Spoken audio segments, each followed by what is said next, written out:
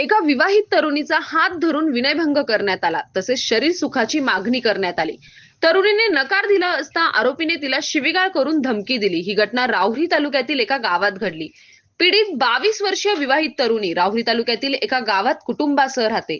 आरोपी हा तरुणीच्या पतीचा मित्र असल्याने त्याचे तरुणीच्या घरी येणे जाणे होते. सुमारे 1 महिन्यापूर्वी आरोपीने तरुणीचा मोबाईल नंबर घेतला होता. तो वारंवार तरुणीच्या मोबाईलवर फोन करून बोलत होता. दिनांक 28 जुलै 2026 रोजी रात्री 9:30 वाजता गावात बाळूमामा देवाची पालखी आली होती. तेव्हा तरुणी सदर पालखी पाहण्यासाठी गेली होती. तेथे आरोपी आला व तरुणीला म्हणाला की मला तुझ्यासोबत बोलायचं आहे, थोडं बाजूला चल. तरुणी त्याला म्हणाली की काय बोलायचं आहे, येथेच बोल. तेव्हा आरोपी म्हणाला की तू मला खूप आवडते, तू मला भेटत जा व माझ्यासोबत संबंध ठेवत जा. असे म्हणून त्याने तरुणीचा हात धरून तिला लज्जा उत्पन्न होईल असे कृत्य केले.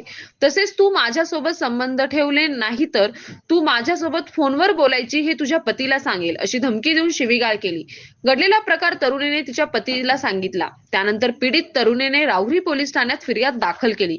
त्यानुसार आरोपी विशाल संजय गव्हाणे राहणार वडनेर हार्दे वस्ती तालुका राहुरी याच्यावर शिवीगाळ, धमकीचा तसेच विनयभंगाचा गुन्हा दाखल करण्यात आला. पुढील तपास पोलीस निरीक्षक रवींद्र देशमुख यांच्या मार्गदर्शनाखाली हवालदार रामनाथ सानप हे करत आहे. सतीश फुलसौंदरसह राजेंद्र मसे, MS न्यूज 15 राहुरी. अशाच नवनवीन बातम्या पाहण्यासाठी चॅनलला सबस्क्राईब करा.